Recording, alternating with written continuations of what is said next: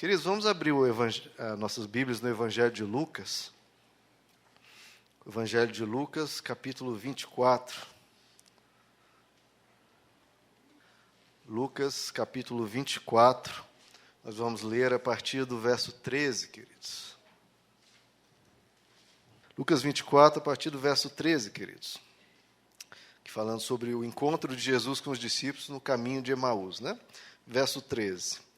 Naquele mesmo dia, 2 deles estavam indo para um povoado chamado Emaús, a 11 quilômetros de Jerusalém. Só contextualizando que Jesus havia morrido, tá, queridos? E eles ainda não tinham tido experiência com Jesus ressurreto. Verso 14. No caminho conversavam a respeito de tudo o que havia acontecido, ou seja, a morte de Jesus, né? Enquanto conversavam e discutiam, o próprio Jesus se aproximou e começou a caminhar com eles. Mas os olhos deles foram impedidos de reconhecê-lo. Ele lhes perguntou: sobre o que vocês estão discutindo enquanto caminham? Eles pararam com os rostos entristecidos. Um deles, chamado Cleopas, perguntou-lhe: você é o único visitante em Jerusalém que não sabe das coisas que ali aconteceram nesses dias? Que coisas? Perguntou ele. Olha Jesus, né? Brincando, né, queridos? Que coisas? Eu não sei, né? O que aconteceu com Jesus de Nazaré? Responderam eles. Ele era um profeta, veja só, queridos, um profeta, poderoso em palavras e em obras diante de Deus e de todo o povo. Os chefes dos sacerdotes e as nossas autoridades o entregaram para ser condenado à morte e o crucificaram. E nós esperávamos que era ele que ia trazer a redenção a Israel. E hoje é o 3º dia desde que tudo isso aconteceu. Algumas das mulheres entre nós nos deram um susto hoje. Foram de manhã bem cedo ao sepulcro e não acharam o corpo dele. Voltaram e nos contaram ter tido uma visão de anjos, que disseram que ele está vivo. Alguns dos nossos companheiros foram ao sepulcro e encontraram tudo exatamente como as mulheres tinham dito, mas não o viram. Ele lhes disse... agora Jesus falando: como vocês custam a entender e como demoram a crer. Irmãos, será que somos assim também, né? Como vocês custam a entender e como demoram a crer em tudo que os profetas falaram. Não devia o Cristo sofrer essas coisas para entrar na sua glória? E começando por Moisés e todos os profetas, explicou-lhes o que constava ao respeito dele em todas as Escrituras. Ao se aproximarem do povoado para o qual estavam indo, Jesus fez como quem ia mais adiante. Mas eles insistiram muito com ele: fique conosco, pois a noite já vem, o dia já está quase findando.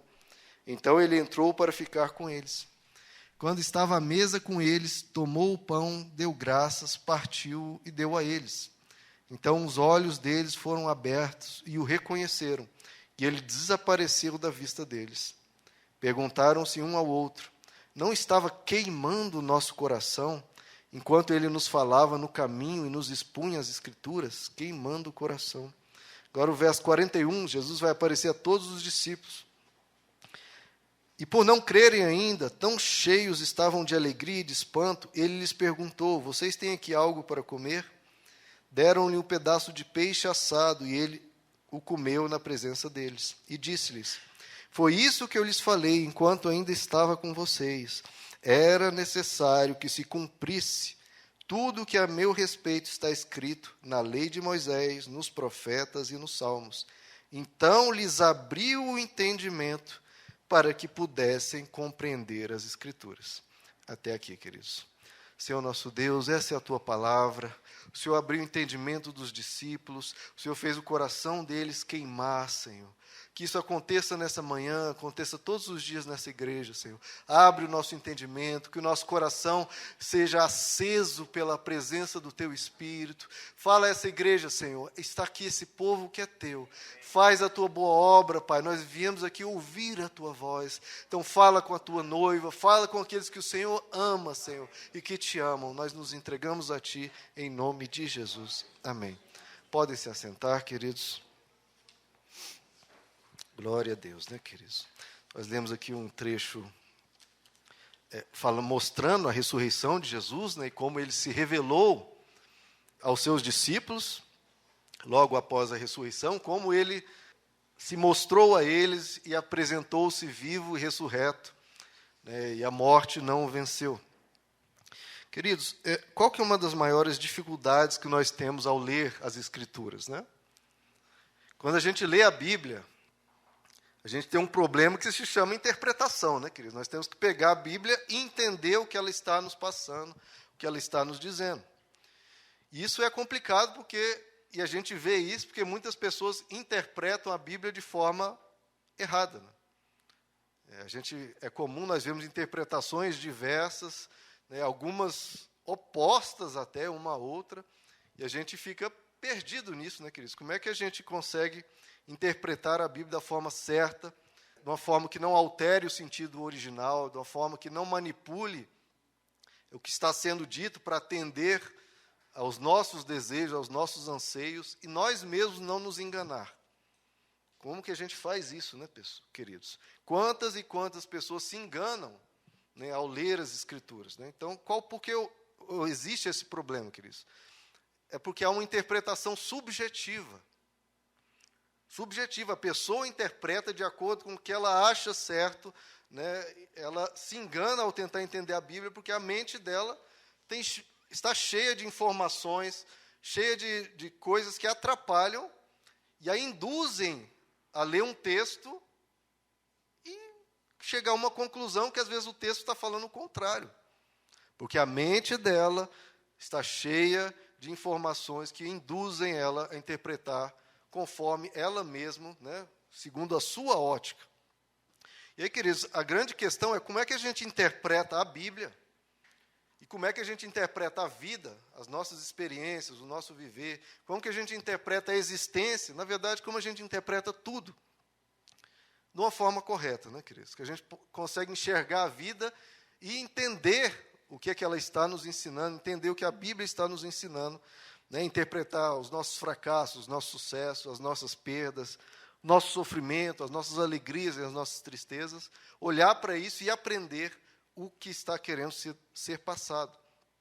Então, nós precisamos interpretar tudo, queridos, de uma forma madura, né, e de uma forma objetiva, para que cada um que olhar chegue à mesma conclusão. E uma interpretação que seja tranquila também, fácil, né, não seja muito complexa. Que a gente não se engane.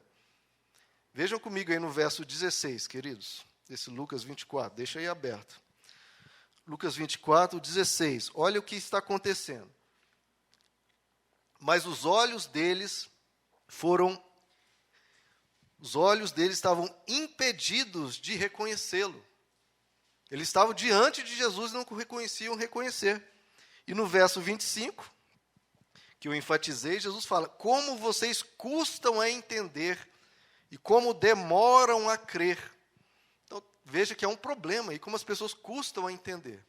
Tem uma outra tradução que fala de uma forma diferente, né? Quem tem uma outra tradução aí? Ele fala, ó nécios e tardos de coração. Jesus está falando, vocês são tolos, né? E tardos de coração, ou seja, coração lento, devagar, para entender o que está sendo dito. Veja, queridos, como os discípulos estavam cegos. Eles estavam diante do próprio Jesus.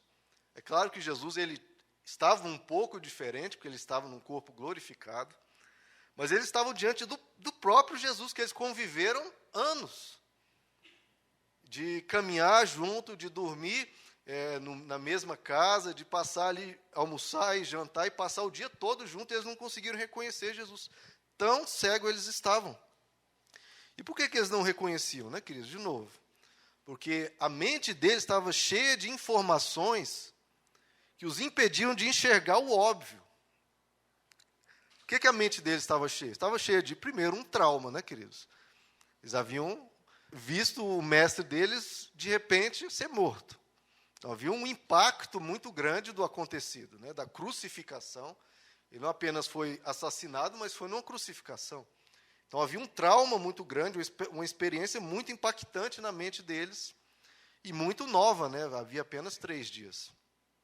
Havia também uma frustração muito grande, né? Os discípulos dizem, olha, nós esperávamos que era ele que ia redimir Israel. Né? Eles estavam frustrados, nossa, a gente tinha tanta esperança e e isso tudo acabou. Eles estavam angustiados, né? O coração deles estava abatido. Diz que eles pararam e o rosto deles estava entristecido. Então veja o tanto de coisa, queridos, que estava na mente, no coração deles, as emoções. Eles estavam com medo da morte, né? Se mataram o mestre deles, poderiam ir persegui-los também. Eles tinham um sentimento de perda muito grande. Uma pessoa que eles amavam tanto, que estava tanto tempo juntos, de repente, morto, né? Pessoa que eles amavam tanto. E o medo, né, queridos, de ter sido enganados. A gente seguiu ele tanto tempo, se dedicou tanto, se esforçou tanto, e será que Jesus se enganou? Será que nós nos enganamos? Então, veja, o tanto de coisa na mente deles. E por isso eles não conseguiram enxergar o óbvio. Jesus estava diante deles. E muitas vezes, queridos, tudo isso está na nossa mente. Experiências marcantes, angústia, né, medo, tristeza, depressão, tudo isso você chega diante de um fato, que é a Bíblia, ou a vida, ou uma experiência que você tem, você chega e olha e às vezes não consegue enxergar. Quantas vezes você vê uma pessoa, né, que você sabe, a vida está ensinando, está falando o óbvio para aquela pessoa, e só ela não enxerga o que está acontecendo. Todo mundo está enxergando o que está acontecendo, que algo está indo poço abaixo, ladeira abaixo, e só a pessoa não enxerga. Por quê? Porque, diante do óbvio, a gente tem na nossa cabeça várias coisas que nos atrapalham, nos induzem a entender de outra forma.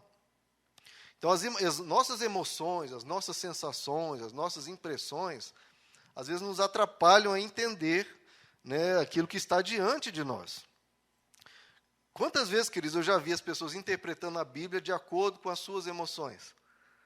Né, pega um texto e, porque a pessoa passou por alguma coisa, né, por uma experiência muito marcante, ela interpreta de uma maneira completamente diferente do sentido original. Então, isso mexe muito com a gente. É uma que a gente falo de novo, é uma interpretação subjetiva. A pessoa está interpretando de acordo com a cabeça dela. E é por isso que, acho que vocês nunca ouviram falar disso, né? Por isso que tem tantas interpretações. Cada um interpreta de um jeito. Claro, porque cada um está interpretando de acordo com a sua mente. Ela está sendo a medida das coisas que está sendo ensinado ali. E aí, complica, né, queridos? Quando você lê, quando você vai interpretar algo, você vai se basear no quê? E, de novo, eu não estou falando apenas da Bíblia, queridos. É interpretar a vida, a existência, as suas experiências, a sua vida, tudo o que acontece ao seu redor. Como é que você enxerga e entende o que está acontecendo? Você precisa se basear em alguma coisa. Né, numa referência, né, um eixo, um norte, para você ver, não, eu, a partir desse norte, eu enxergo as coisas, eu me baseio nisso para interpretar as coisas, para orientar, né, como você entende as coisas. Porque senão, queridos, o que acontece? A pessoa vai interpretar conforme o dia e a hora, vai interpretar de acordo, como eu citei, o trauma ou uma experiência marcante na vida dela. A pessoa tem um trauma, tem algo que marcou muito a vida. Tudo que vai ler está de acordo com aquilo. Tem muita gente, por exemplo, só para citar um exemplo, tem gente que tiveram experiências muito traumáticas com pais muito duros, né? Ou um pai alcoólatra, um pai muito mau.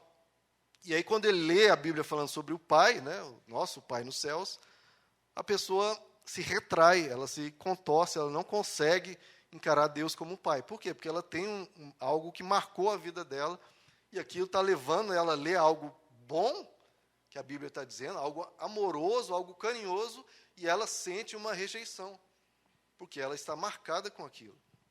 Você vai interpretar, por exemplo, a Bíblia de acordo com os seus desejos e os seus anseios. Eu quero que tanto isso aconteça, e o que a pessoa faz? Ela pega a Bíblia, e porque ela deseja tanto aquilo, ela enxerga num texto aquilo que ela quer. É isso que acontece, por exemplo, na teologia da prosperidade, queridos. As pessoas querem tanto ficar ricos, querem tanto a solução completa do seu problema financeiro, das suas dificuldades, que todo texto que fala de vida abundante, por exemplo, a pessoa vai achar que Deus está falando de riqueza. Quando toda a Bíblia é muito clara que a vida abundante para Deus não tem a ver com dinheiro. Tem a ver com a paz interior, com uma vida com Deus, etc. Outra escala de valores. mas a pessoa interpreta daquela forma porque é o desejo dela, é o anseio dela, os sonhos dela que move ela a viver daquele jeito. Algumas pessoas interpretam de acordo com a sua história de vida, as suas culpas, os seus vícios, a sua virtude. Até se a pessoa estiver lendo a Bíblia, ouvindo uma música, ela interpreta de um jeito. Se estivesse ouvindo outra música, ela poderia interpretar de outro jeito. Tanto que a coisa varia, né? Tanto que é subjetivo a coisa.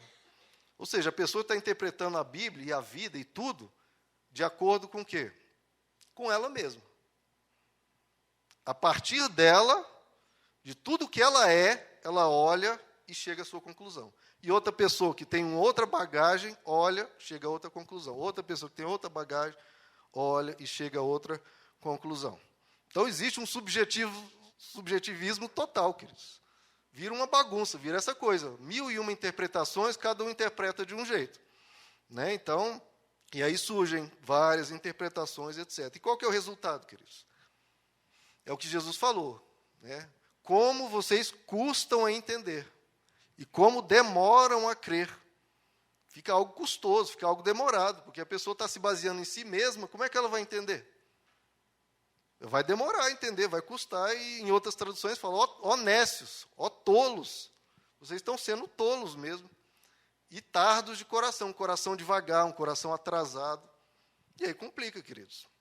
Então, o que a gente precisa, queridos? Quando a gente já chega à Bíblia, se achega à vida, uma experiência que você tem, como é que você entende para superar aquele trauma, superar aquela dificuldade, superar aquilo pelo qual você está passando?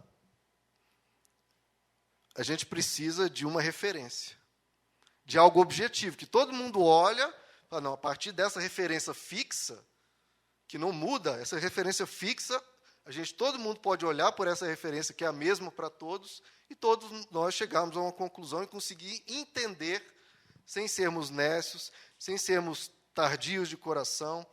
E aí o que acontece, queridos? Olha o verso 25. Para onde que Jesus leva os discípulos?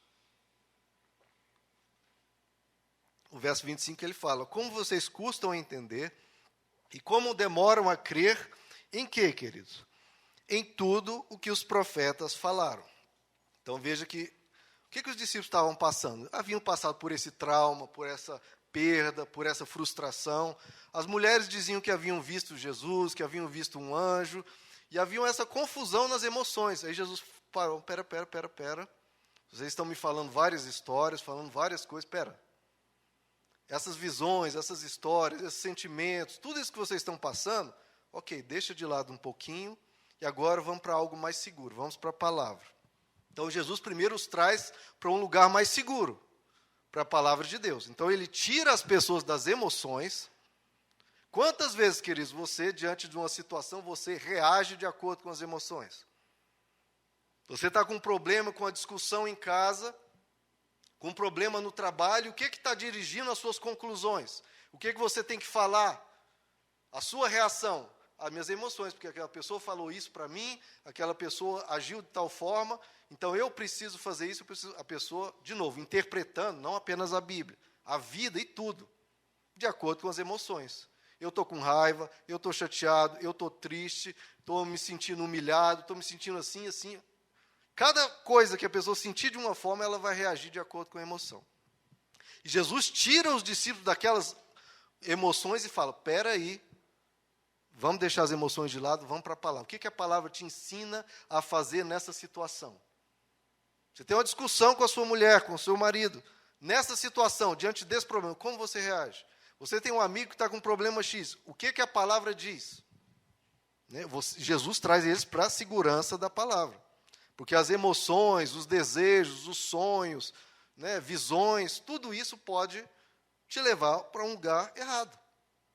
Então, Jesus ensina os discípulos a abandonar a interpretação de acordo com as sensações, de acordo com as expectativas, de acordo com o achismo. Olha, eu acho que nessa situação, a pessoa às vezes quando vai dar um conselho, olha, eu acho que nessa situação você deve fazer X. Se ela for perguntar para outra, ela fala para fazer o oposto. Pergunta para outro, aponta para 1000 direções. Fica uma loucura, queridos. Por isso que eu estou falando, não é apenas interpretar a Bíblia, interpretar tudo. Cada um aponta numa direção e você fica louco, meu Deus, o que eu faço? Jesus traz eles para a segurança da palavra. Porque as experiências, queridos, que você tem, às vezes são falsas, outras vezes são verdadeiras, mas podem te enganar. Então, ele tira das sensações e traz para algo mais seguro. Algo que traz paz e algo que te dá força para ter certeza, que é, primeiro, a palavra. Mas aí você pode me dizer, mas peraí, os discípulos conheciam a palavra de Deus. Eles conheciam a palavra de Deus e conheciam melhor que a imensa maioria das pessoas. Eles conheciam muito bem. Mas até que ponto, queridos, os discípulos aqui conheciam as Escrituras? Jesus os chamou de nécios e tardos de coração. Como eles custavam entender. Por quê, queridos? Porque muitas pessoas, elas conhecem a Bíblia, que como os discípulos conheciam as histórias. Olha, eu conheço a história de Abraão e Isaac, eu conheço a história de José no Egito, né? Eu conheço a história do Êxodo, Deus mandou as 10 pragas, abriu o Mar Vermelho, né? Eu conheço a história do rei Davi, né, que ele venceu Golias, depois se tornou rei. Conheço a história de Salomão, que foi sábio, ficou muito rico, do templo, do profeta Jonas, né, que entrou na barriga do peixe. Essas histórias são muito lindas, queridos, mas o que a gente depreende delas? O que a gente aprende delas? Porque se você conhecer apenas o que aconteceu, é a superfície. Agora, o que a partir daí você aprende em termos de valores eternos? De quem Deus é, de como Deus pensa, de como Deus age, em termos de princípios de vida. O que você pode depreender dessas histórias? Então, os discípulos eles não conseguiam entender o que as Escrituras estavam dizendo, custavam a entender e demoravam a crer, porque eles não conseguiam reconhecer Jesus. Eles estavam cegos em relação a Jesus. Olha o verso 27. Hoje nós vamos aprender um pouquinho a interpretar a palavra e a vida, queridos. Verso 27. E começando por Moisés e todos os profetas, Jesus, né, começou a explicar-lhes o que constava a respeito dele em todas as Escrituras. A respeito dele em todas as Escrituras. E o resultado está no verso 32. Perguntaram-se um ao outro, não estava queimando o nosso coração, enquanto ele nos falava no caminho e nos expunha as Escrituras? Então, queridos, veja só. Jesus começou a explicar tudo o que constava a respeito dele nas Escrituras. Ou seja, ele pegou aqui a Bíblia e falou, olha, vamos ver o que a Bíblia fala sobre o Messias, sobre mim. E começou a explicar isso. Porque eles não estavam entendendo as Escrituras direito. Então, começou a explicar o que constava a respeito dele nas Escrituras. Queridos, qual que é o propósito da Bíblia? Em termos gerais, qual que é o propósito da Bíblia? É nos levar até Deus. Ok? A Bíblia tem vários ensinamentos, muita coisa que dali a gente aprende para o nosso viver. Mas o propósito principal da Bíblia é nos levar até Deus. Ponto. E quem é Deus? Segundo a Bíblia, é Jesus, certo? Então, diante disso, qual que é o propósito da Bíblia? Nos apresentar Jesus, nos levar até Jesus. Por isso que fala em toda a Escritura. Jesus pegou toda a Escritura e começou a dizer o que da Bíblia falava sobre ele. Porque o propósito de toda a Escritura, de todo o Antigo Testamento, presta atenção, querido, o propósito de todo o Antigo Testamento, sabe o que é? Falar de Jesus. Se você quiser resumir o Antigo Testamento todinho é para falar de Jesus. Então, quando você pega um texto, se você for olhar um texto do Antigo Testamento e não vê Jesus ali, não está apontando para Jesus, você não está pegando a interpretação correta. Porque todo o objetivo da palavra é apontar para Jesus, te mostrar Deus. Então, a gente, quando pega a palavra, a gente tem que enxergar o Evangelho, enxergar Jesus desde o início.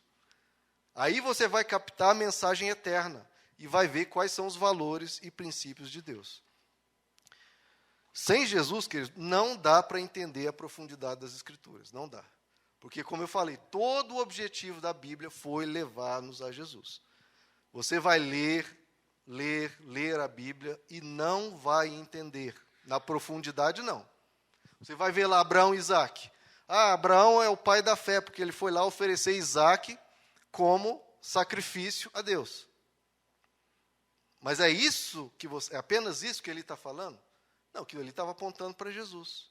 Que Deus iria fazer, para salvar a humanidade, um sacrifício, e o seu Filho iria pagar por todos os nossos pecados. Tudo no Antigo Testamento, queridos, você vai ver, aponta tudo para Jesus. Tudo para Jesus. O povo de Israel foi liberto do cativeiro e foi para a terra prometida. Você for ver, isso está nos simbolizando o quê, queridos? Jesus nos tirou da prisão do pecado e vai nos levar para o céu. Tudo no Antigo Testamento, tudo que foi ensinado, os sacrifícios lá no templo, para mostrar o que Jesus daria vida por nós. Tudo está apontando para Jesus. Tudo que você lê lá é para apontar para Jesus. Então, enquanto Jesus não se torna o centro da sua interpretação da Bíblia, de novo, e da vida, você não vai entender na profundidade. Enquanto Jesus não for o absoluto, enquanto Jesus não for, como a Bíblia diz, a pedra de esquina da sua compreensão, depende tudo dele. Se você não tiver essa pedra de esquina, tudo desmorona. Se Jesus não for o fundamento do seu entendimento da vida, não for o alicerce do entendimento da vida, for o eixo em torno do qual tudo tem que girar, Jesus é o eixo em torno do qual tudo tem que girar, queridos. Enquanto ele não for a referência para a sua vida, só para trazer, eu estou lançando as bases aqui, depois a gente vai entrar em coisas mais práticas. Mas, por exemplo, numa discussão com a sua esposa, com o seu marido, com o seu pai, com o seu filho, de novo, você vai olhar para quem? Vai olhar para Davi? Davi foi um exemplo de pai? Misericórdia. Você vai olhar para Abraão? Vai olhar para quem? Você tem que olhar para Jesus. Nesse caso, como Jesus reagiria? Né, aquele livro que fala, nos meus passos, o que faria Jesus? É isso, ele que tem que ser a referência, queridos, para tudo. Ele tem que ser o seu foco espiritual, ele tem que ser a chave que abre as portas para você entender qualquer coisa. Eu estou em dúvida em como entender uma passagem, estou em dúvida para entender o que está acontecendo na minha vida. Olhe para Jesus. Ele é o começo e o fim, ele é o alfa e o ômega. Por que os discípulos não estavam entendendo o que estava acontecendo? Porque eles falaram, olha, ele era um profeta. Olha, ele veio e tal, ele era um profeta, né? Ele era um profeta, como Elias, como Eliseu, né? Como Jeremias, como Isaías. E era isso que Jesus era, queridos? Não. A Jesus, queridos, não há comparação. Isso eu preciso insistir, queridos. A Jesus não há comparação. Você não põe Davi diante de Jesus, queridos. Você não põe Salomão diante de Jesus. Olha, Salomão foi muito sábio nessa ação aqui. Eu posso aprender com Salomão? Pode. Mas está de acordo com Jesus? Porque você não compara eles, queridos. Jesus está em outra categoria. É outra coisa o que Jesus é. Abra comigo em Lucas capítulo 11. Nós temos nossos heróis da fé, queridos, mas eles não passam de formigas, de coisas quase insignificantes, se você for comparar a Jesus. Lucas capítulo 11, verso 31. Jesus falando, a rainha do sul se levantará no juízo com os homens desta geração e os condenará, pois ela veio dos confins da terra para ouvir a sabedoria de Salomão, o homem mais sábio da terra, uma sabedoria que ele recebeu de Deus, e agora está aqui quem é maior do que Salomão. Olha o que Jesus está falando. Você quer aprender sabedoria? Faz muito bem ler os provérbios de Salomão. Pega os provérbios de Salomão, o livro de provérbios, um livro riquíssimo, que eu, inclusive, quero trazer algumas mensagens sobre o livro de provérbios. Livro riquíssimo, queridos. Agora, tem alguém que é maior que Salomão. Se no livro de provérbios você vê algumas coisas, peraí, olha para Jesus, para você interpretar aquilo ali, porque Jesus é maior do que Salomão. E continua o verso aí, queridos. No verso 32, os homens de Nínive se levantarão no juízo com essa geração e a condenarão, pois eles se arrependeram com a pregação de Jonas, e agora está aqui quem é maior que Jonas. Uma cidade cruel, uma cidade que nunca havia falado de Deus, foi lá o profeta Jonas e converteu uma cidade imensa, sei lá, de 100 mil, 200 mil pessoas. A cidade de Nínive era muito grande. E agora Jesus fala, olha, Jonas foi um grande profeta, mas está aqui alguém que é maior que Jonas. Então, você quer aprender na vida com Jonas? Ótimo, mas olhe primeiro para Jesus. Porque ele é maior do que Jonas, não há comparação. Ele é mais sábio que Salomão e muito maior do que Jonas. Voltem algumas páginas em Marcos capítulo 12, queridos. Marcos 12. Por que eu estou falando isso, queridos? Eu estou lançando as bases aqui, vai abrindo em Marcos 12. Porque quando você olha para Davi, ou olha para Salomão, ou olha para Jonas, ateus e céticos gostam de fazer isso, né? Olha, mas Davi ele fez tal coisa, Salomão disse tal coisa, Jonas fez tal coisa. Tá, mas minha vida não está baseada nem em Jonas, nem em Salomão, nem em Davi. Se essas pessoas não tivessem existido, queridos, não mudaria nada. Para mim, não, porque o meu eixo, a minha referência é Jesus. Eles vieram, tinham o propósito de Deus, e claro, eles precisavam ter vindo para cumprir um propósito de Deus. Mas o meu eixo é Jesus. Se uma pessoa apontar um defeito em Salomão, a Bíblia diz que Salomão é o mais sábio da terra, mas por que ele fez tal coisa? Ok, meu querido, mas há alguém que é maior que Salomão. Olha para Jesus e acha um defeito nele. Olhe para Jesus e vê se ele eu não posso seguir até o fim da minha vida. Se eu não posso basear tudo que eu sou, tudo que eu devo dizer, tudo que eu devo agir em Jesus. Em Davi, não. Se você for viver exatamente como Davi, meu irmão, você vai ali para a esplanada e umas pessoas vão sofrer. Agora, olha para Jesus, como ele agiria. Jesus é o nosso exemplo. Os outros nós podemos aprender aqui e ali, pontos isolados. Jesus não. Ele é pleno, revelação completa. Marcos 12, verso 35. Nossa, Davi ali na esplanada, meu irmão ia fazer a festa. Marcos 12, 35. Ensinando no templo, Jesus perguntou, como os mestres da lei dizem que o Cristo é filho de Davi? O que ele está falando? Olha, Jesus, o Cristo tem que ser o filho de Davi, né? Mas olha o que ele diz. O próprio Davi, falando pelo Espírito Santo, disse, o Senhor disse ao meu Senhor, senta-te à minha direita até que eu ponha os teus inimigos debaixo dos teus pés. O próprio Davi o chama Senhor. Como pode então ser seu filho? E a grande multidão o ouvia com prazer. Veja, às vezes a gente fala, não, o Messias vai ser o filho de Davi. Mas aí não há inferioridade nenhuma, como se o filho fosse inferior ao pai. Não, Jesus está falando. O próprio Davi chama o Messias, me chama de Senhor. Porque ele é muito inferior, ele está lá embaixo. Eu sou o Senhor dele. Então, se alguém vier falar de Davi, olha, Davi é muito ótimo, a gente aprende muita coisa com ele. Mas eu sirvo ao Senhor dele, que é Jesus. Abra comigo em João 8, queridos. Nós passamos por Salomão, passamos por Jonas, passamos por Davi. Todos eles não são referência para nós, queridos. Não são. Podemos aprender com eles, mas não são referência. Hipótese nenhuma pode ser. João 8,